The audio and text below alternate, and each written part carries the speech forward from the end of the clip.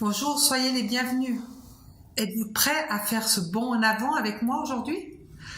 Vous pourrez le faire en vivant cette troisième étape que j'ai nommée « Réaliser les conséquences de l'offense sur ma personnalité, sur mon comportement et sur mes émotions ».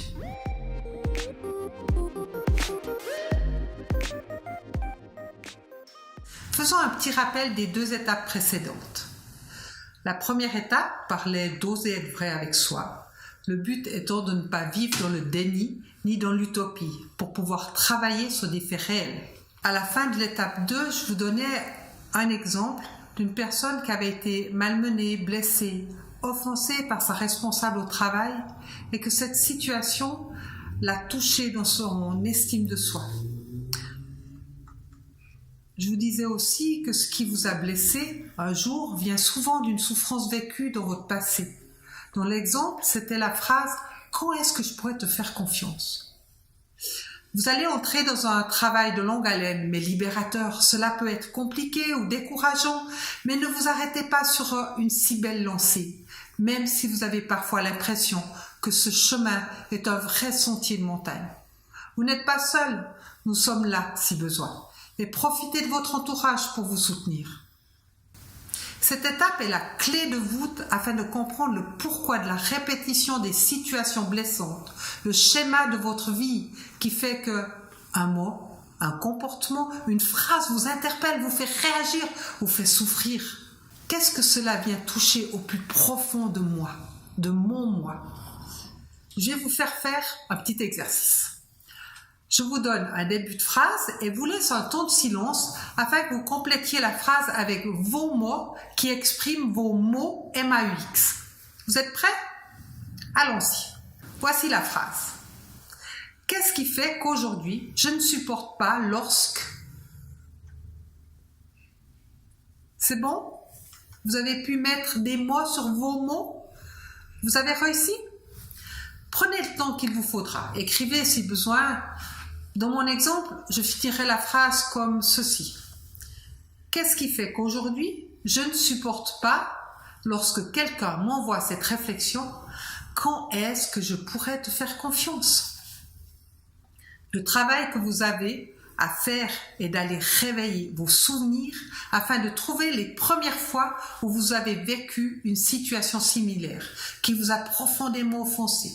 Si nous reprenons notre exemple, elle se souvient qu'elle a toujours été timide, un peu tête en l'air, ce qui lui a valu souvent des mots de ses instituteurs, des réflexions de ses parents. Étant dans son monde, elle n'écoutait qu'à moitié ce qu'on lui disait. Et de ce fait, elle ne pouvait qu'à moitié ou pas répondre du tout à ce qu'on lui demandait. Et le retour qu'on lui faisait était « On ne peut pas te faire confiance !» Vos souvenirs peuvent vous rappeler une situation de la maternelle, de la maison, avec vos amis au collège. Par exemple, l'absence d'un père due au travail ou à son décès. L'absence d'une mère due à la maladie, au travail. Être mise de côté, à part. Un mot, une phrase répétée ou non. De nouveau comme exemple, toujours dans tes pensées, n'écoute pas, incapable. Un comportement. Puisque tu es turbulent, agitateur, tu vas être mis au fond de la classe. C'est dit par l'instituteur. Cela crée une blessure, engendre une peur, une angoisse. Lorsque nous sommes enfants, nous n'aimons pas avoir mal, ne pas être aimés, rejetés, oubliés, négligés. Nous avons besoin d'être nourris, logés, blanchis, dans un milieu sécurisant, avoir de l'attention, de l'amour, un lien d'appartenance. Besoin d'apprendre à reconnaître et estimer l'autre, de se sentir reconnu, être quelqu'un, avec ses capacités, ses dons, pour aboutir à son propre accomplissement. Ces besoins dits fondamentaux, décrits dans la pyramide de Maslow, sont indispensables au bon développement de l'enfant, afin de devenir un adulte stable et équilibré. Si vous n'avez pas ou peu reçu de ces éléments dans votre enfance, il vous sera difficile de vous construire convenablement. De ce fait, vous allez tout mettre en œuvre pour survivre dans ce milieu hostile. Vous allez vous donner les moyens pour ne plus avoir mal ou, en tous les cas, essayer de vous les donner, de vous sentir aimé, accueilli, reconnu, exister. C'est ce qui s'appelle créer des mécanismes de défense que vous mettez en place pour vous protéger et vivre. Ces mécanismes de défense sont en partie conscients, la majorité sont inconscients.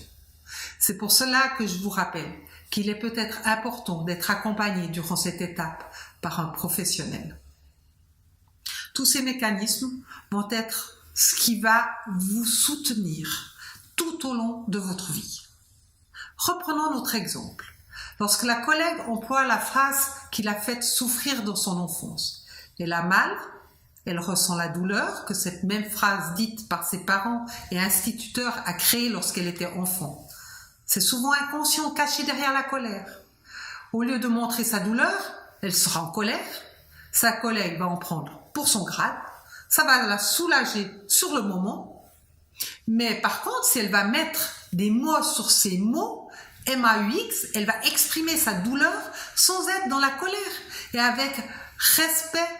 Donc, vous allez mettre des mots sur vos mots, MAUX, et exprimer votre souffrance en vous respectant et en respectant l'autre. Ensuite, recherchez la racine de ce manque. Vous la trouverez dans les besoins fondamentaux non assouvis. Une fois que vous avez trouvé cette racine dans votre passé et que vous avez identifié la personne responsable qui n'a pas pu satisfaire ce besoin, qu'est-ce qu'on fait? Dans l'exemple, ce sont ses instituteurs et ses parents qui n'ont pas su la rejoindre là où elle se réfugiait. Personne ne s'est soucié du pourquoi elle se réfugiait dans son monde. Plus elle entendait que l'on ne pouvait pas lui faire confiance, plus elle s'enfermait. Elle ne s'est jamais sentie comprise, reconnue. Après avoir osé être vrai avec soi, après avoir mis des mots sur vos mots, MAUX, après avoir retrouvé la racine de ces mots et les conséquences, je vais vous parler du pardon, un moyen pour se réconcilier avec soi et avec l'autre. Cette prochaine étape va être une bombe pour votre vie. Je me réjouis de vous retrouver. Au revoir.